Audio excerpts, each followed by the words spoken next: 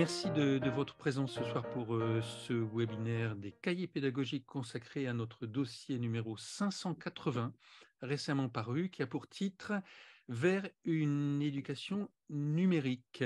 Nous avons organisé ce webinaire autour, évidemment, de ce dossier, mais autour des questions que vous pouvez nous poser lors de votre inscription si vous passez par là.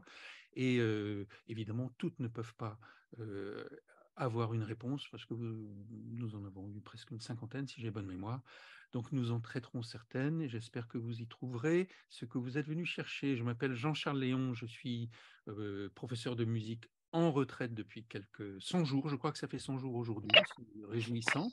Mon co-animateur qui scrutera le chat en l'absence de Benaïda, qui est en train de faire ses achats de Noël, s'appelle Yannick Mével. Bonjour Yannick. Yannick, tu n'as pas mis ton micro en marche. Bonjour Jean-Charles, bonjour à tous. Yannick Mével, je suis formateur en histoire-géographie et plein d'autres choses, pédagogie, etc. à l'INSP de l'Académie de Lille et j'occupe la fonction bénévole de directeur de publication de la belle revue Les Cahiers pédagogiques. Voilà, nous sommes évidemment militants des cahiers pédagogiques et à ce titre bénévoles, payant leurs cotisations et leur abonnement. Et je suis moi-même membre du comité de rédaction Assagori, mais je ne suis pas certain de t'avoir vu à ça arriver. Je crois que tu as eu des soucis pour venir. Donc, Assagori fera une synthèse du chat sur lequel vous pouvez déjà intervenir. Cette synthèse sera mise en ligne en même temps que ce webinaire sur notre site et sur notre chaîne YouTube. Nous avons le plaisir d'accueillir aujourd'hui 3 coordonnateurs et coordonnatrices de ce dossier, ainsi que 2 autrices. Bienvenue à vous 5.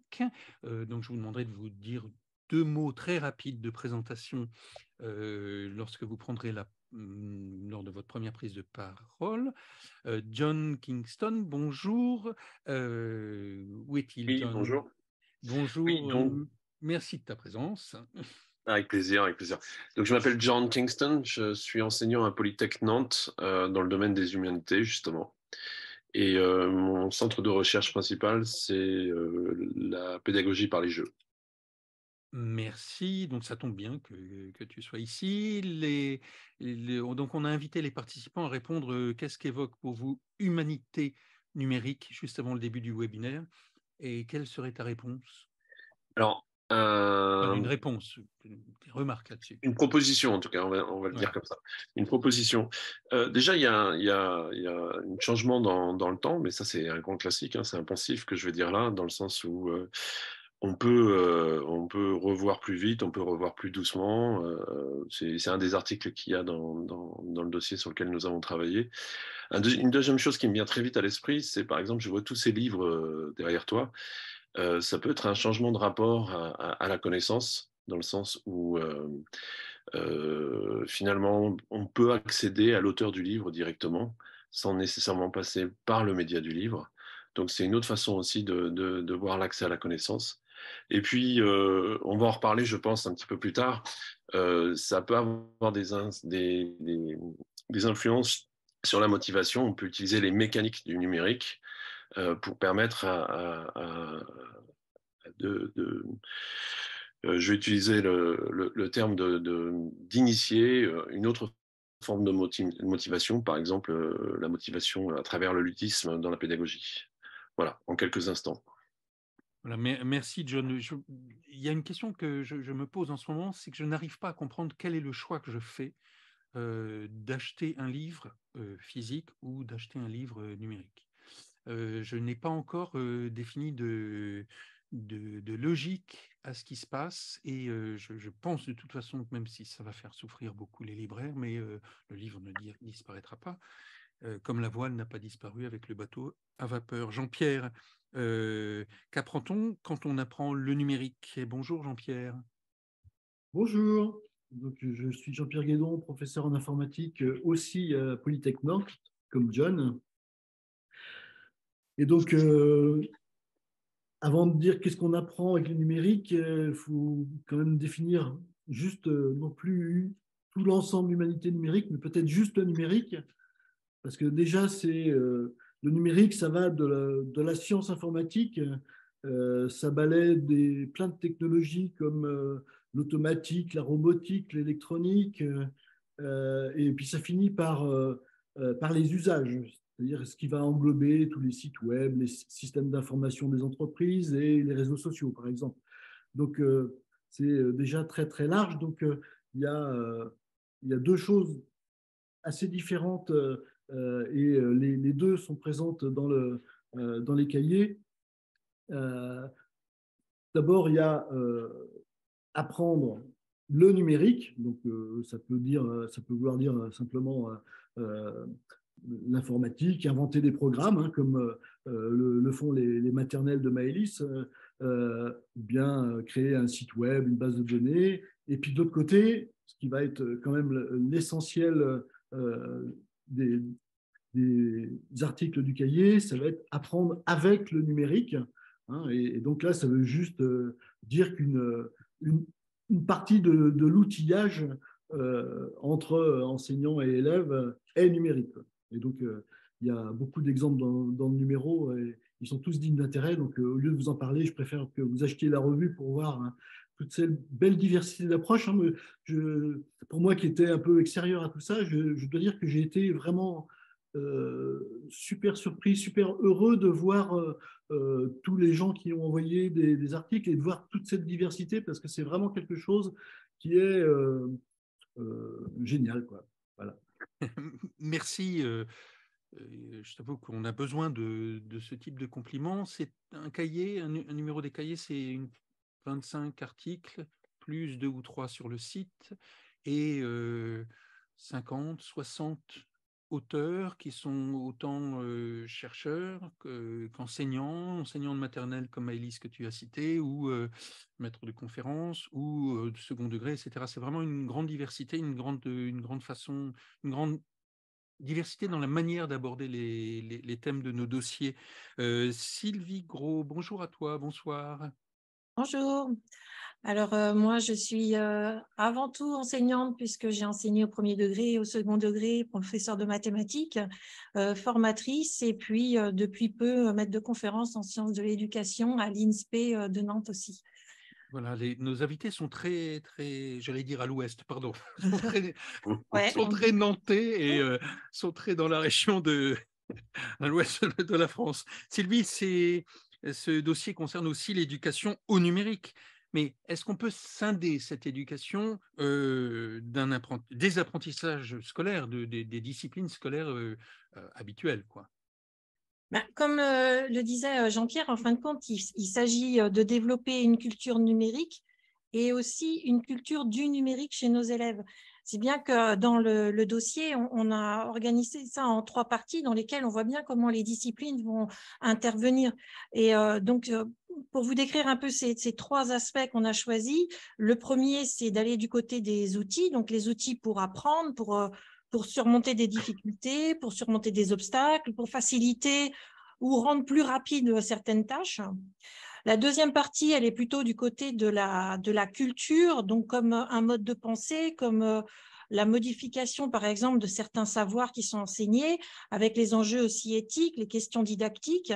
Et puis la dernière partie, elle est plutôt sur l'organisation, c'est-à-dire les enjeux à la fois économiques et sociétaux, avec la question de la fracture numérique, du libre arbitre, de l'autonomie, la gestion du temps, etc.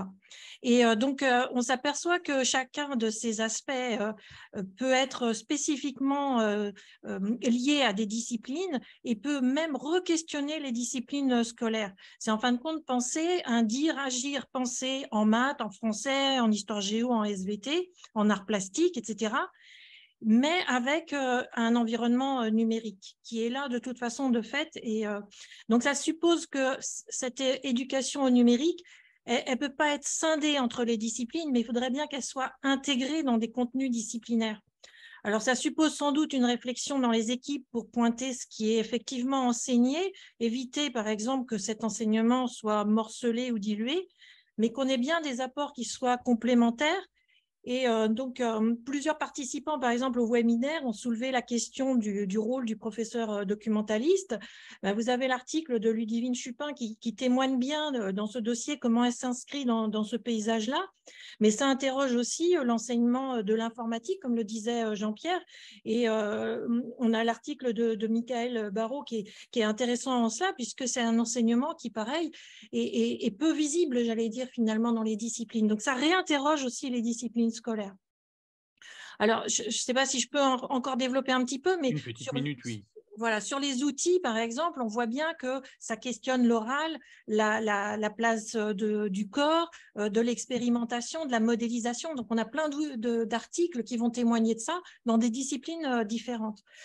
Sur tout ce qui est culture et mode de pensée, j'ai trouvé une citation dans un article de Psychologie et Éducation que j'ai trouvé intéressante qui dit « L'intelligence humaine est en train de changer pour s'adapter à un environnement numérique ». Donc, c'est bien que cet environnement modifie à la fois les questions éthiques, les questions des savoirs didactiques. Moi, si je parle juste des mathématiques, utiliser un logiciel de géométrie dynamique, ça modifie les savoirs géométriques qui sont travaillés. Et puis, dans les organisations, on a des nombreux témoignages en dehors aussi de l'école, parce que je pense qu'il faut penser cette éducation numérique dans et hors l'école. Donc, on a des témoignages de parents, d'animateurs des CMEA, par exemple, des formations extrascolaires sur l'accès à l'emploi, enfin des choses comme ça, qui, à mon avis, doivent vraiment traverser l'école. Merci Sylvie. Il y a une étude sur… tu parlais du changement de notre mode de pensée avec le numérique, mais une étude a montré que les jeunes utilisaient beaucoup plus leur pouce depuis qu'ils font des textos. Et entre autres, quand on entre dans une pièce, une personne comme moi, je vais allumer la lumière avec mon index, et les jeunes allument la lumière avec le pouce maintenant. Il y a quelque chose d'absolument stupéfiant. Je ne sais pas si c'est un changement anthropologique conséquent, mais voilà, c'est une curiosité. Donc, John, Jean-Pierre et Sylvie, vous êtes tous les trois coordonnateurs, coordinatrices de ce dossier et qui avaient fait ce gros travail qui a donné ce très beau numéro. Une autrice, Maëlys Rousseau. Bonjour Maëlys. Bonjour. Alors, quelques mots pour présenter, pardon. D'accord. Alors, Maëlys Rousseau, je suis enseignante en maternelle. Je suis aussi formatrice et je participe avec joie depuis plusieurs années à la rédaction des cahiers pédagogiques. Oui, et tu as écrit un article dans lequel tu dis cette phrase magnifique: « Le monde de demain appartient à ceux qui comprennent les programmes ». Alors, en tant qu'enseignant, enseignant, ça m'a interpellé. Est-ce que tu peux nous parler en fait de ce travail que tu as fait avec des abeilles, avec tes Oui, élèves? parce que pour une fois, je ne parlais pas de programme scolaire, je parlais de programmation. Et justement, pour m'inscrire dans ce que disait Jean-Pierre, c'est vrai que moi, j'ai essayé de m'intéresser, même avec les plus petits, à la manière dont on pouvait apprendre le numérique et se faire une première idée du fonctionnement des technologies numériques. Donc, j'ai travaillé avec les Bibots, qui sont des petits robots. Tu avais une image, Jean-Charles. Je te remercie, j'ai oublié de préparer. Non, on va décrire, c'est une Oui, petite abeille avec 4 boutons voilà. dessus. Voilà, c'est très Voilà. mignon. Je ne sais pas quelle dimension ça peut avoir. Alors, à peu près comme ça, c'est Donc, une cette vingtaine de espèce de centimètres de diamètre, quoi. Voilà. Et donc, voilà, ça roule et ça a des boutons de programmation au sommet. Ce sont des flèches parce qu'en fait, Bibot se déplace. C'est un robot qui ne fait que des déplacements. Et elle a des flèches et un bouton Go. Voilà, et un bouton pour effacer son programme. Et donc, je raconte en fait l'arrivée des Bibots dans ma classe il y a plusieurs années, au moment où on les a découvertes et où on n'avait pas encore de séquences, voilà, où on n'avait pas encore partagé entre enseignants sur ce qu'on pouvait faire avec les bibotes en classe. Et du coup, je raconte un petit peu ce parcours où la première fois que j'ai vu justement ces abeilles, j'étais très déçue parce que je me suis dit, mince, elles font que se déplacer sur le sol. Mes élèves vont peut-être être déçus. Il n'y a même pas de télécommande. Je me suis dit, bah, eux, ils sont habitués aux jeux téléguidés, aux jeux vidéo. Et alors là, qu'est-ce qu'ils vont penser de ces objets qui font que rouler sur le sol? Et puis, j'ai commencé à jouer avec. J'ai pas vu au départ qu'elles allaient pouvoir apporter tout un tas d'apprentissages à mes élèves. Et j'ai été très surprise. J'ai eu une deuxième grosse surprise au moment où elles sont arrivées en classe et j'ai vu les élèves s'en saisir. Je me suis aperçue que c'était des objets très intéressants qui allaient leur apprendre à gérer un petit peu leur frustration parce qu'au départ, ils ont très, très envie de les envoyer très, très loin contre des obstacles, etc. Donc, on a dû revenir à des choses très, très simples, des programmes hyper simples. On a vu que ça apprenait aux élèves aussi à découvrir ce que c'est qu'un programme, c'est-à-dire que non, elle ne fait pas n'importe quoi, elle fait ce que tu lui as demandé. D'ailleurs, si on lui redemande d'agir, elle va agir à nouveau exactement de la même manière. Du coup, c'est un matériel qui est aussi autocorrectif pour l'élève, c'est-à-dire que si l'élève veut programmer Bibot pour aller sur une case, parce qu'on utilise souvent des tapis, une case bien précise, il aura tout de suite l'information, le feedback, il saura s'il a réussi à faire son programme correctement ou pas, puisque l'abeille s'y rendra ou pas. C'est-à-dire qu'on a un élève qui, là, va avoir une sensation d'avoir un jouet en main, quelque chose qui va être très ludique, mais qui n'est pas simple, parce qu'il a une obligation à différer le désir qu'il a de le voir aller taper contre une chaise, un mur, je ne sais pas quoi, parce que ce n'est pas simple à utiliser. Exactement, tu as tout compris. Et puis, on a un très bel article aussi dans le dossier d'Olivier Grugier qui parle justement de ces objets auxquels on a donné une forme.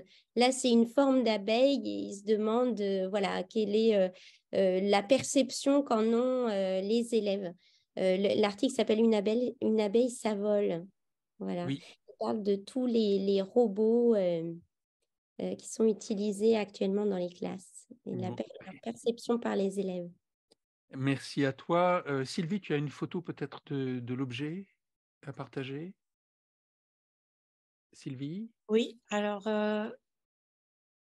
Voilà. là, il y a justement les différents robots dont parle l'auteur cité par Maëlys qui montrent comment on a une idée, enfin, l'idée qu'ont les enfants première quand on parle de robots, c'est un robot humanoïde. Et en fin de compte, on s'aperçoit que ce qu'on appelle les bibots, là, c'est des robots de plancher, donc ils se déplacent avec des commandes, mais ça n'a pas du tout la représentation qu'ils peuvent avoir fantasmé, on va dire, de ce que c'est qu'un robot. Oui, donc le bi pour l'abeille. Mélissa Arneton, bonsoir. Si tu pouvais arrêter le partage. Voilà. Mélissa, bonsoir. Bonsoir, je suis Mélissa Arneton, je suis maître de conférence en psychologie de l'éducation à l'INSHEA. Alors, l'Institut national supérieur de recherche et de formation sur le handicap et les enseignements adaptés. Excusez-moi pour la longueur de l'acronyme. Oui, on fera interrogation sur l'acronyme à la fin du webinaire. Donc, tu abordes un sujet d'importance en fait avec un article consacré à l'accessibilité.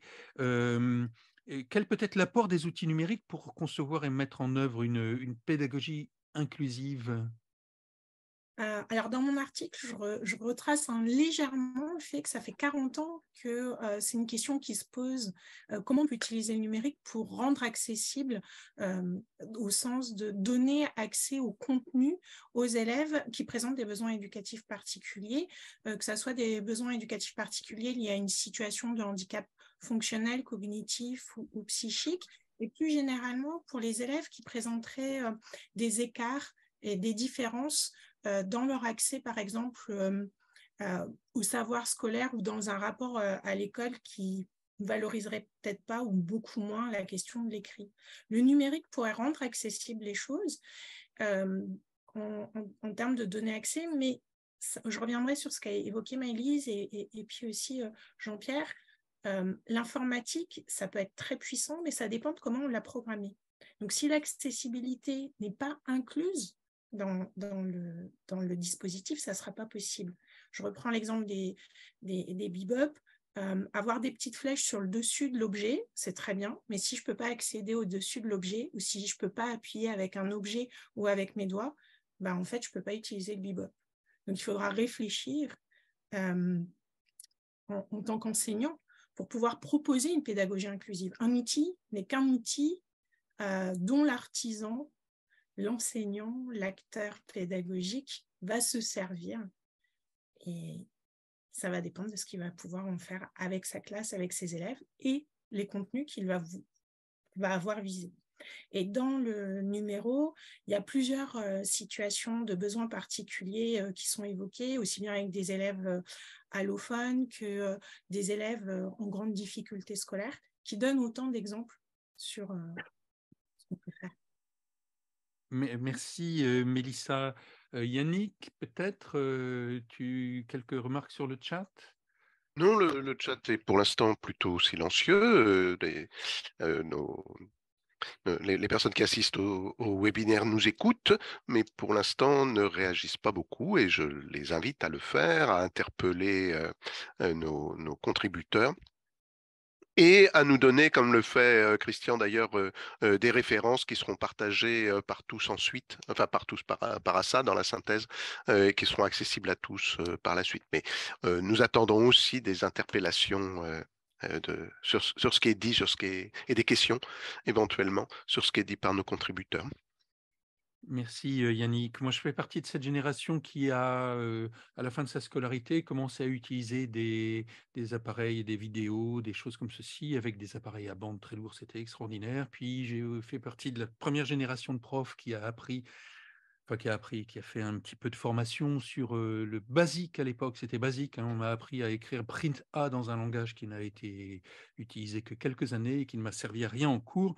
Sylvie, là, il y a quand même une formation numérique à envisager pour les enseignants. D'abord, c'est quoi cette formation envisagée? Étant donné l'épaisseur du sujet qui a déjà été définie en 5 interventions ainsi que celle des participants, des participants, oui, à ce webinaire, qu'est-ce qu'on peut faire comme formation à ce numérique? Oui, on a vu que c'est extrêmement complexe. Alors, il y a un article qui est assez sympathique dans le dossier, c'est l'article de ping-pong. En fin de compte, c'est deux collègues il y en a un qui va se faire appeler Ping et l'autre Pong, qui sont Alain Castello et Karine Granchet, qui vont justement échanger sur quelle a été leur formation, quelles sont les questions qu'ils se sont posées dans leur pratique et comment ça évolue au cours du temps.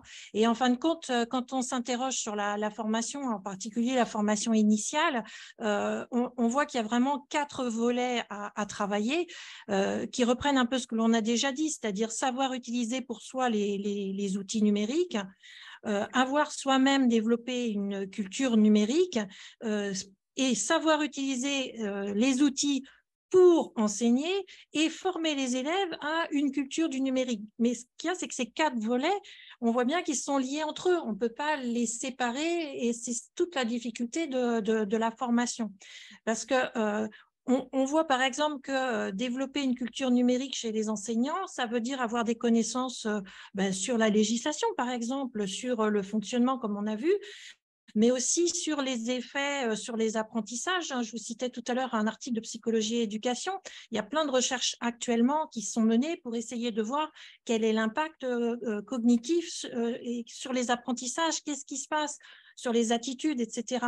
Et on pourrait peut-être je pense qu'il faut vraiment développer ces connaissances-là pour éviter qu'il y ait des malentendus ou des idées préconçues qui circulent. John va en reparler tout à l'heure, mais sur la motivation, voilà, faut vraiment savoir ce qui est en jeu sur la mémorisation, sur l'attention, sur la créativité, etc. Et en plus, toutes ces connaissances-là, ça doit permettre à l'enseignant de choisir des outils adaptés et pertinents. Parce que comme le disait Mélissa, je crois qu'on peut faire le meilleur comme le pire de n'importe quel outil. Et pour ça, il y a l'article de Sandrine Mercier qui est vraiment intéressant parce qu'elle développe l'idée d'instrumentation, d'instrumentalisation, c'est-à-dire qu'est-ce qu'on va faire de cet outil-là pour que ça devienne un instrument pour apprendre. Donc, dans les questions qui étaient posées par les participants, il y avait cette question évidemment de savoir, mais donnez-nous les outils qui sont pertinents.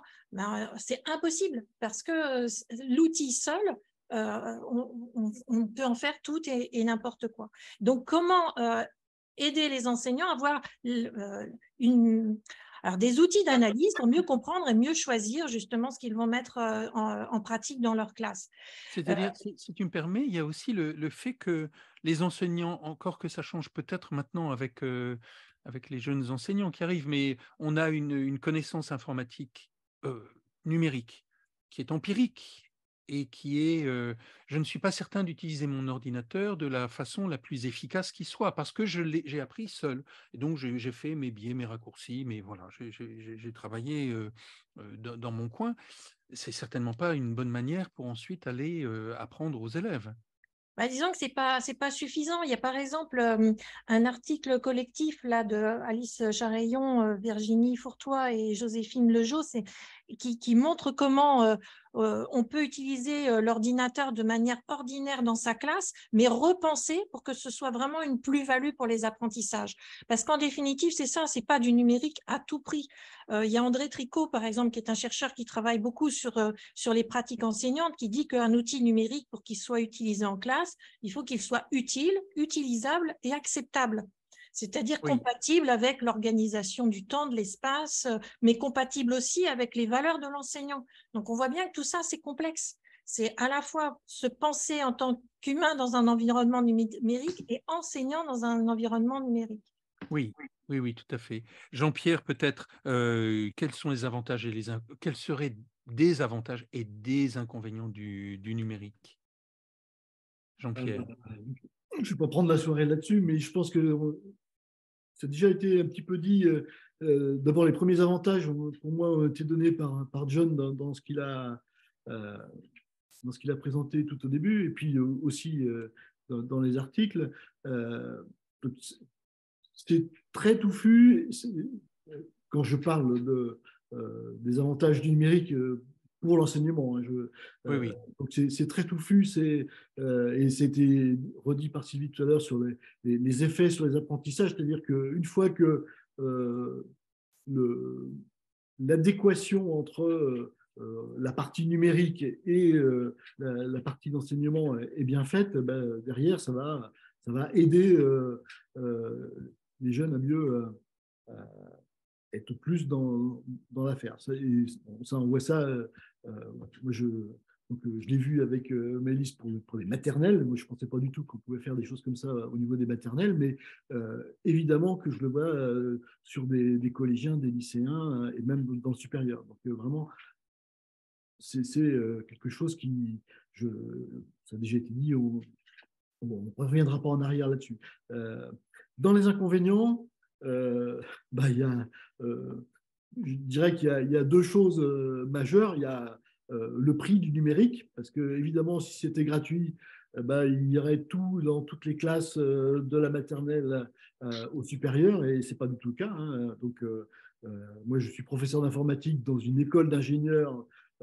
Voilà, bon, c'est une école d'ingénieurs où on a 44% de boursiers, mais on a, même en informatique, on a 20 à 30% de nos élèves ingénieurs en informatique qui n'ont pas les moyens d'avoir un ordinateur pour faire leurs études. Donc, c'est évidemment pour un accès à tous partagé, c'est forcément un problème à régler. Donc, toujours dans l'édition du cahier, il y a des choses qui sont discutées aussi sur ce sujet-là pour justement essayer de voir pour une classe, on a juste un petit matériel et c'est très très bien ce qu'on réussit à en faire. Hein.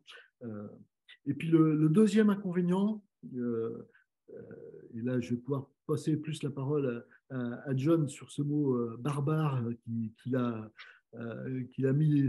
développé largement dans sa thèse, c'est l'affordance. Mais ça correspond aussi à ce que vient de dire Sylvie sur l'acceptable.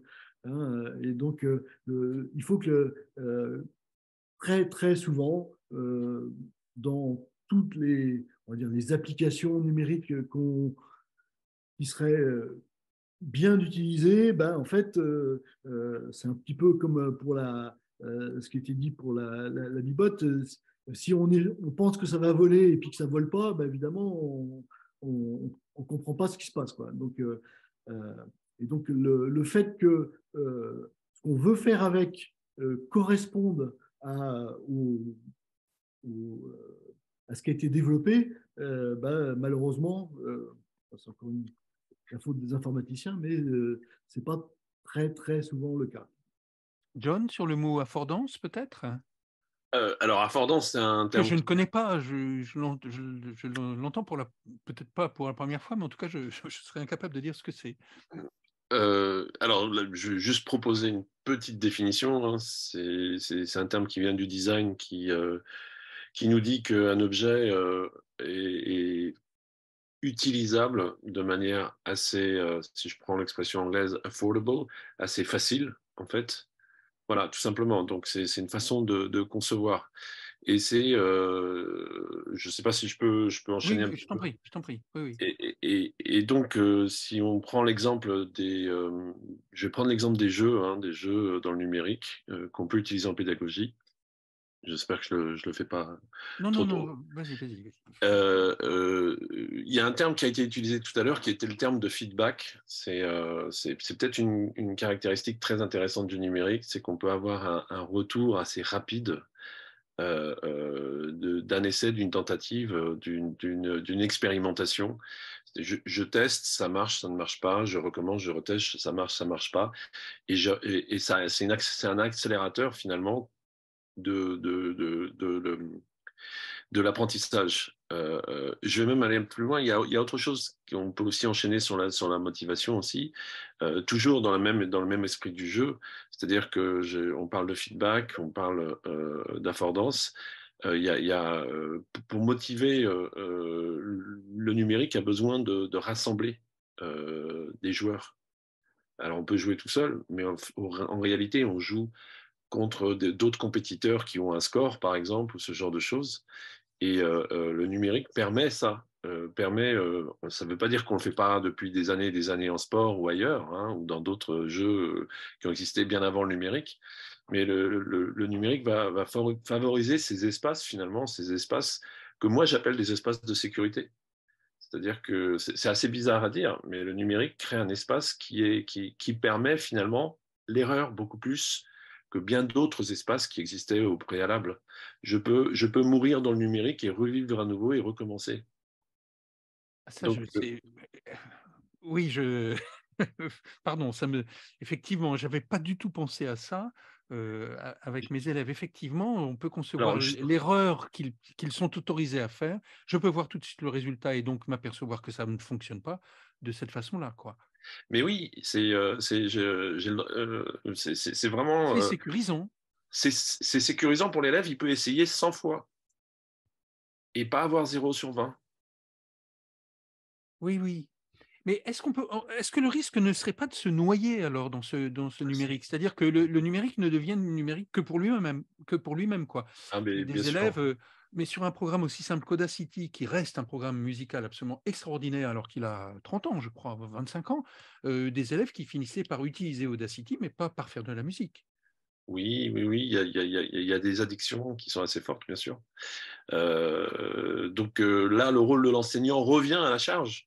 C'est-à-dire qu'autant il s'est effacé peut-être parce que la mécanique du numérique et de l'artefact qui va avec a permis un enseignement avec un petit peu moins d'enseignants, mais il a un rôle en amont et en aval qui reviennent en force en fait. d'avertir et puis aussi d'aider à la personne qui a utilisé le numérique à comprendre ce qu'elle a compris. Oui. Est-ce que, tu parlais motivation, mais est-ce que ce serait un moyen, c'est une question, c'est des questions un peu rhétoriques, hein, que je pose, hein, j'ai mes bouts de réponse, hein, mais est-ce que le numérique serait un moyen miraculeux pour mettre au travail des élèves démotivés? Alors, c'est très difficile la question, là, pour le coup. Euh, mais en tout cas, c'est pas nécessairement les mêmes. Enfin, ce que j'ai pu observer, hein, c'est pas nécessairement les mêmes qui vont être motivés que les premiers de la classe habituelle, du cliché de la classe traditionnelle dans une salle, etc. Donc, ça peut s'adresser à une partie de cette population. Ça peut être un autre moyen de toucher certains élèves qui, effectivement, vont voir le feedback assez rapidement, vont l'exploiter, si je peux me permettre l'analogie, parce que finalement, ils sont en avance dans bien des domaines, dans le numérique, dans les jeux s'auto-portent. C'est-à-dire qu'il y a quelque part, l'accompagnateur a été effacé et l'animateur de jeu a été effacé et le joueur joue tout seul. Donc ça touche. Et il y a avec d'autres. Tout seul, mais avec d'autres. Mais tout seul sans le rôle direct du sachant. Le rôle du sachant est en train de se transformer de ce point de vue-là. Oui. Et ça va me permettre de rebondir. Tout à l'heure, je faisais un petit peu de l'allusion à tous les livres qu'il y a derrière toi. Je vois beaucoup d'élèves utiliser le numérique pour ne pas lire, mais pour avoir un accès, par exemple, à la vidéo de la personne, ou pour avoir un accès à la personne elle-même qui a écrit le livre, par exemple avec les réseaux sociaux.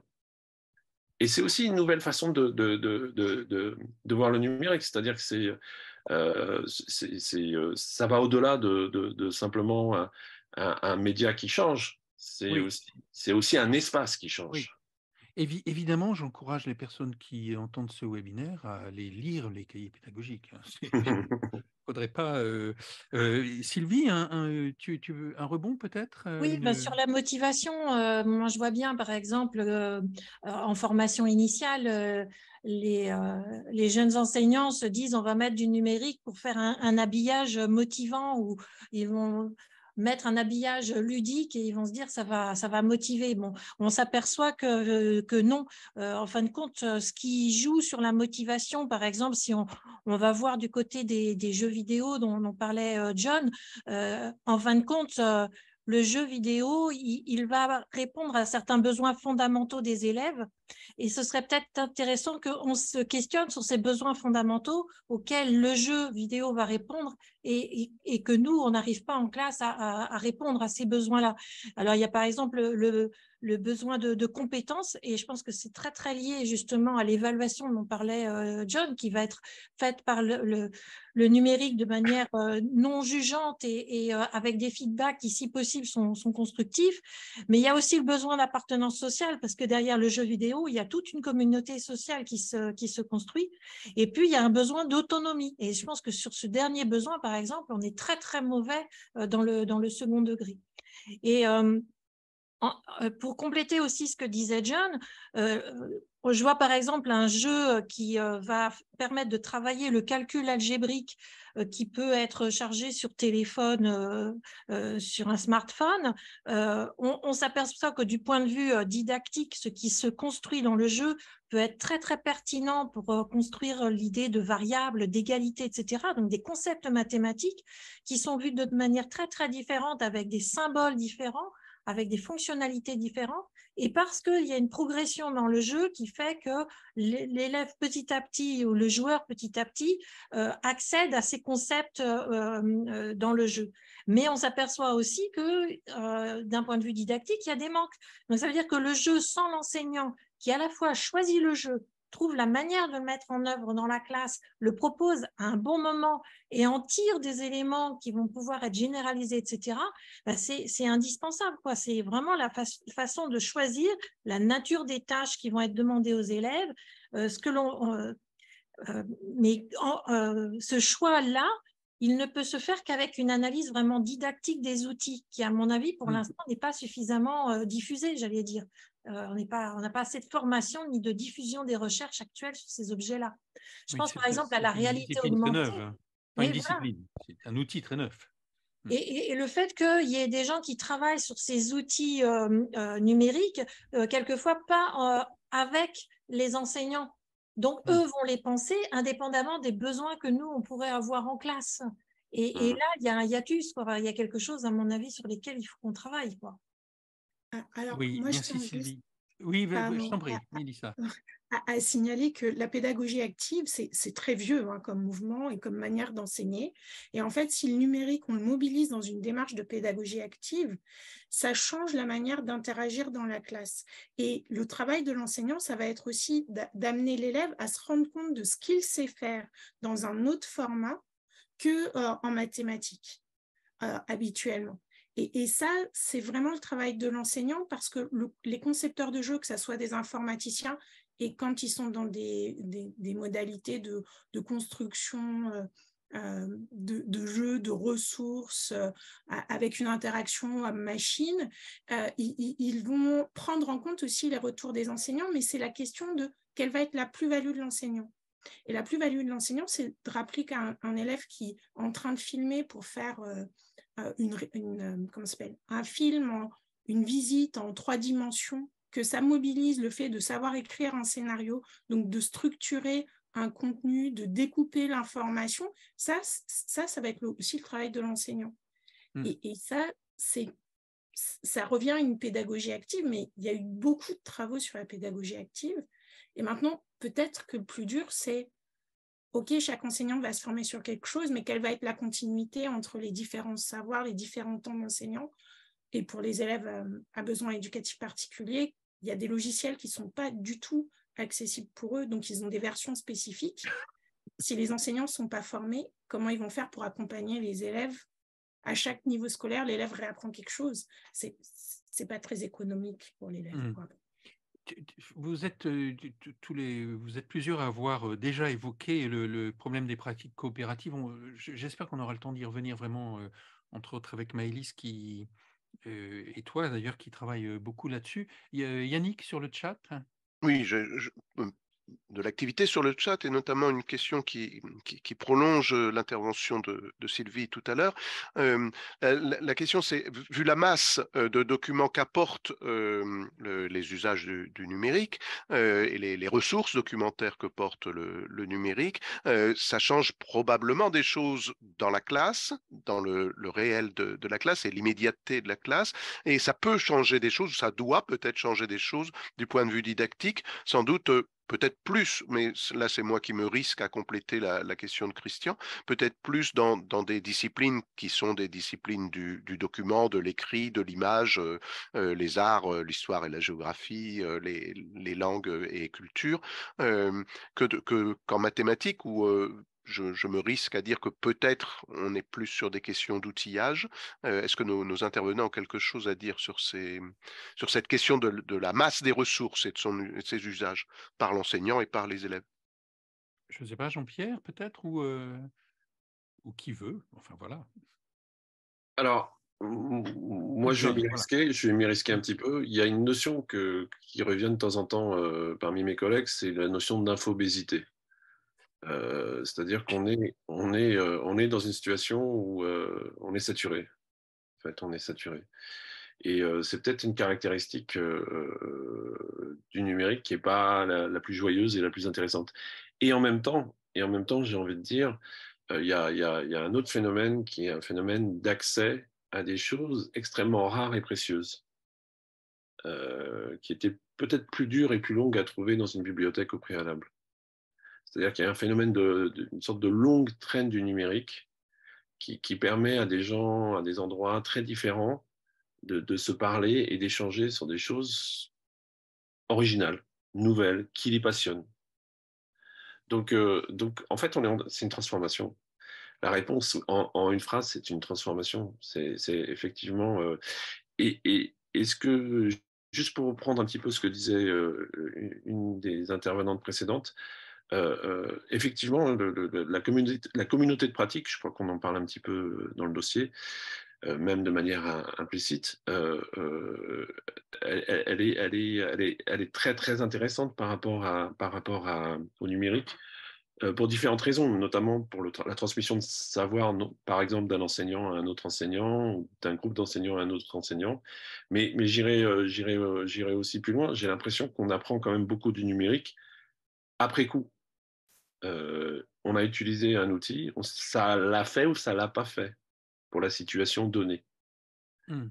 Et c'est vraiment dommage quand ce savoir est perdu parce que l'enseignant s'en va ou parce que l'enseignant n'échange pas. Donc, dans le questionnement de nos organisations, et je finirai là-dessus, dans le questionnement de nos organisations, bon, j'invente rien là, mais le partage d'informations, le numérique nous amène aussi à partager de l'information, et peut-être non pas par le numérique, mais en se parlant aussi.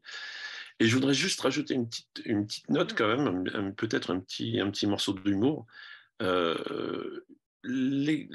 On parlait tout à l'heure des usages ou des conceptions de numérique qui n'étaient pas nécessairement toujours adaptées aux besoins de l'utilisateur. La notion de bug,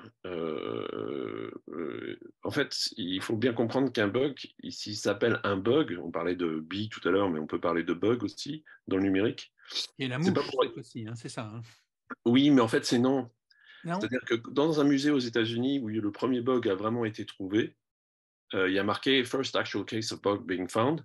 En fait, ça faisait bien plus longtemps qu'on utilisait le mot bug, et c'était pour animaliser, pour discréditer les plaintes des utilisateurs de technologie.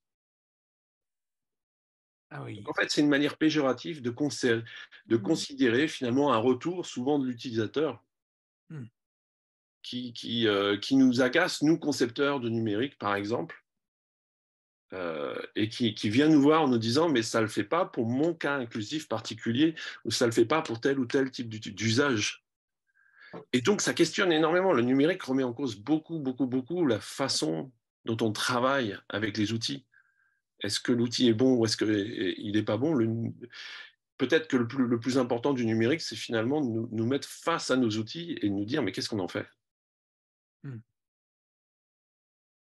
Oui, mais c'est la même chose, enfin, peut-être dans toutes les disciplines. Qu'est-ce que je fais d'un instrument de musique quand on me place pour un cours? J'avais une année eu un instrumentarium bâché complet. C'est un instrumentarium extraordinaire d'instruments à percussion, et j'avais les mêmes problèmes. Qu'est-ce que j'en fais? C'était une merveille, à tel point que j'étais jeune débutant à ce moment-là, je n'ai pas trop su quoi en faire.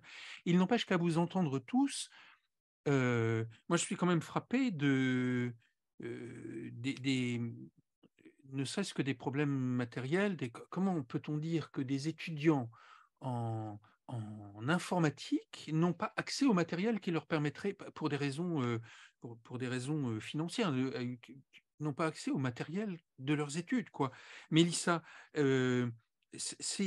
l'éducation numérique pose tout de même un sérieux problème d'inégalité d'accès, et qui recoupe manifestement largement les inégalités scolaires de type social, quoi. Enfin, est-ce que mettre du numérique n'est pas en rajouter une couche, Mélissa?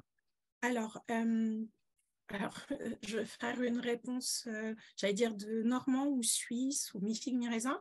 Alors, il y a des possibilité de solliciter les divisions du numérique au niveau académique, de solliciter des équipes. Si je prends la question de l'accessibilité, il y a des mutualisations, des achats et des maintenances qui peuvent être faits par des CESAD. Je l'explique dans l'article, parce que je vais donner sinon trop de termes, mais parce qu'il y a aussi la question des flottes et de l'entretien des flottes et des équipements. Mais en même temps, si on ne forme pas et on n'accompagne pas les élèves à utiliser des outils qu'ils n'auront pas à la maison, ils ne pourront pas développer ces compétences-là, et donc c'est quelque part, ça va s'empiler leur écart avec cet usage-là. Et si je prends par exemple les élèves déficients visuels ou malvoyants, il y a des remédiations pour qu'ils puissent voir mieux un écran, qu'ils puissent mieux lire quelque chose, mais si on ne les forme pas et on ne les accompagne pas, au fur et à mesure, en fait, lire va devenir de plus en plus difficile, de plus en plus compliqué, parce qu'ils vont accumuler du retard. Et juste parce qu'on ne leur a pas montré que ça pouvait être simple, et même si je dis guillemets, le simple et comment dire ça, ce simple-là, il va prendre du temps. Et je pense que quand Maëlys, elle évoque dans son exemple avec les maternelles qu'ils ont fait quelque chose, ça questionne ce qu'on peut enseigner et apprendre depuis le cycle 1, cycle 2, etc. Maëlys, peut-être? Oui, et Maëlys, d'ailleurs, je voudrais te poser une question là-dessus. C'est on entend beaucoup dire les écrans, les enfants, même si l'exemple que tu citais tout à l'heure sur les bibottes était un exemple qui n'était pas justement un exemple avec un écran. Qu'est-ce qui se passe, quoi? On dit qu'il ne faut pas exposer les enfants aux écrans et pourtant le numérique entre de plus en plus dans les écoles, y compris dans les écoles en cycle 1, Maëlys. Oui, et là, avec nos élèves de cycle 1, en général, le feedback, il est aussi immédiat, c'est-à-dire que l'enseignant voit très vite si l'outil est approprié ou pas. Et je vais donner des exemples. C'est vrai qu'avec les petits, je vais peut-être surprendre des personnes qui n'ont pas l'habitude de ce public et voilà, ou en tout cas, on voit deux phénomènes assez différents avec les petits si on les met face à un écran. Il y a vraiment l'effet de sidération, c'est-à-dire l'enfant qui va complètement être fasciné par l'objet, essayer d'interagir avec lui, voilà, rester ou au contraire rester très passif. Et puis il y a aussi les enfants qui sont confrontés en permanence à des écrans allumés à la maison, de la télévision au téléphone des parents, etc., et qui en classe ne vont pas du tout s'intéresser à ce qu'on leur présenterait sur un écran. Et ça, c'est un phénomène extrêmement courant dans nos classes. Il ne faut pas s'imaginer que si on met un dessin animé en classe le dernier jour des vacances parce qu'il pleut, on aura une classe calme. Ce n'est pas du tout le cas. Et c'est un indicateur très important, un changement quand même qu'on voit depuis quelques années. Et c'est un indicateur très important du fait que nos petits élèves sont confrontés de façon trop massive aux écrans. Et du coup, moi, je faisais des appels du pied pour qu'on parte sur ce sujet du cycle 1. Parce que justement, je vois vraiment un lien avec ce que disait Sylvie sur le rôle de l'enseignant et ce que disait John aussi sur l'infobésité. C'est-à-dire que là, je pense qu'on est vraiment au cœur du rôle de l'enseignant qu'on ne pourra jamais lui enlever. C'est le rôle d'accompagnement. Alors, Sylvie, elle parlait de l'accompagnement avant, après une tâche avec un outil numérique comme un jeu. Et John, probablement de l'accompagnement dans la sélection de l'information. Mais avec les petits, on va aller jusqu'au corps de l'enseignant qu'on peut pas. On a besoin physiquement d'accompagner nos jeunes élèves pour focaliser leur attention sur les éléments importants qu'on veut leur montrer. Parce que sinon, ils restent fascinés soit par les mouvements sur l'écran, plus intéressés par les publicités qui peuvent surgir, etc.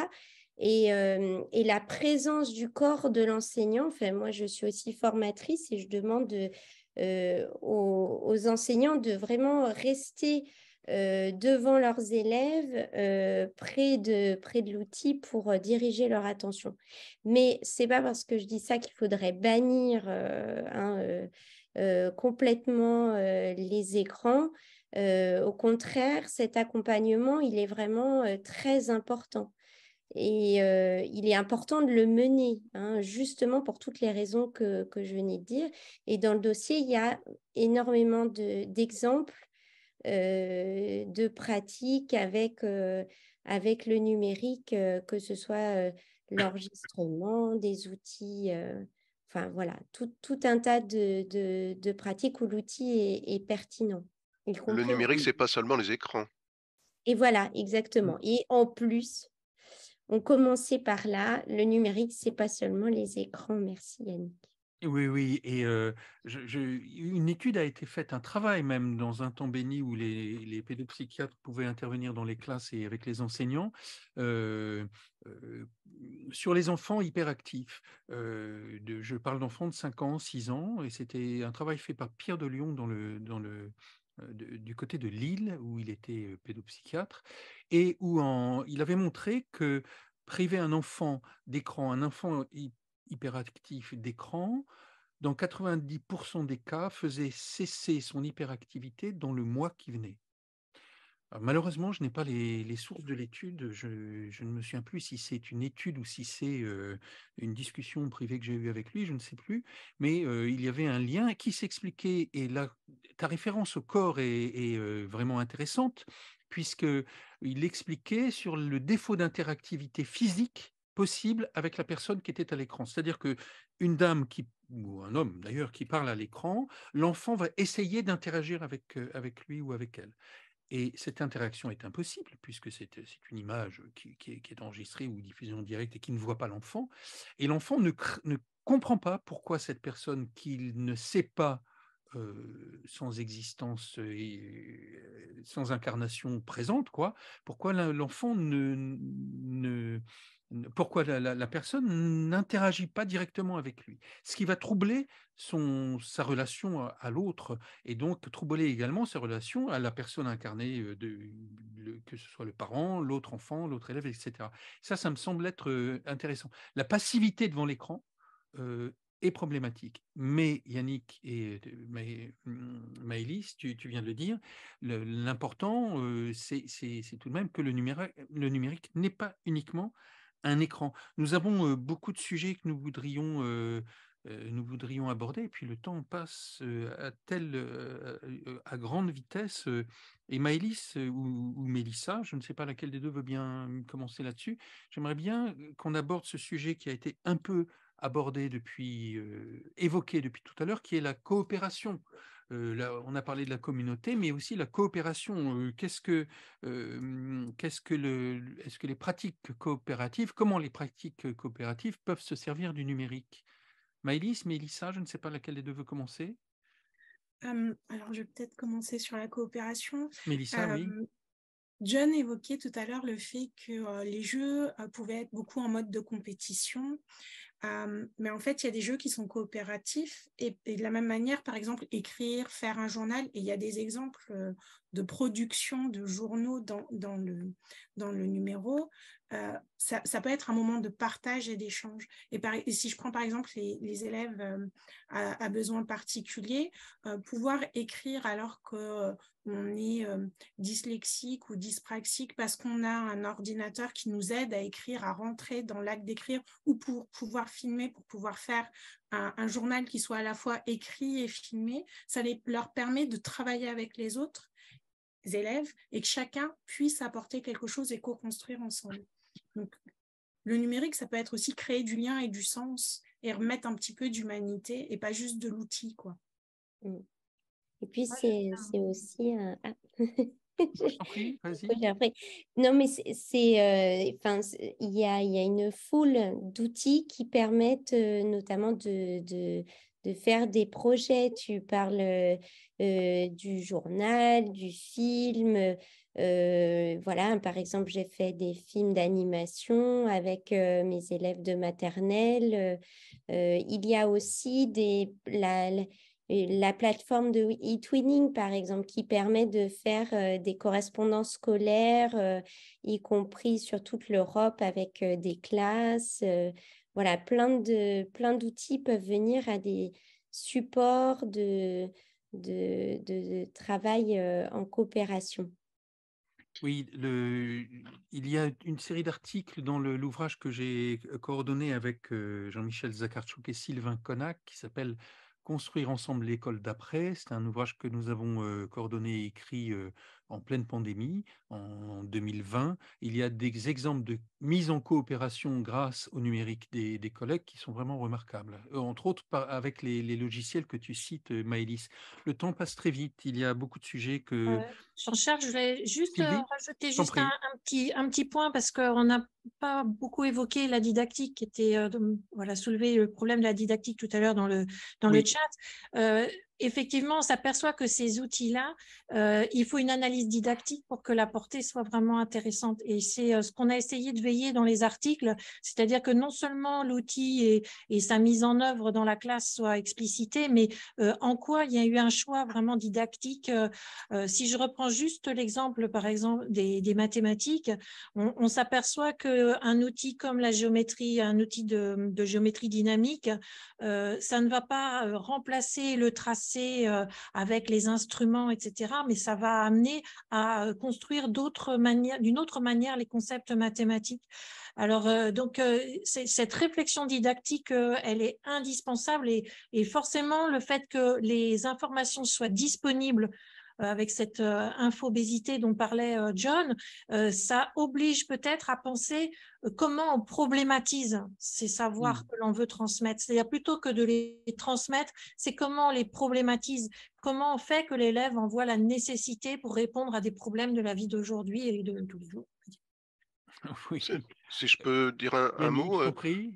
en histoire, c'est une vieille question en fait qui a précédé les questions numériques parce que les chercheurs en histoire le savent bien. Quand on est spécialiste de l'Antiquité, voire de la préhistoire, on est confronté à l'absence de sources, à la rareté des sources et aux trous dans l'information. Et quand on est chercheur en histoire contemporaine, on est confronté à l'obésité de l'information et donc à la problématique du choix. Et ça se transfère dans les façons d'enseigner ces différentes, enfin, des objets de ces différentes périodes de l'histoire en didactique où on est confronté, quand on doit enseigner quelque chose en histoire ancienne, à toujours les mêmes documents, toujours les mêmes sources, alors qu'en histoire contemporaine, on est confronté au choix et on peut de cette façon introduire aussi chez nos élèves cette réflexion sur la rareté à travers la didactique spécifique de la discipline, et puis en utilisant les outils qui permettent de compenser un tout petit peu la rareté dans un sens et d'apprendre à la trier dans l'autre sens.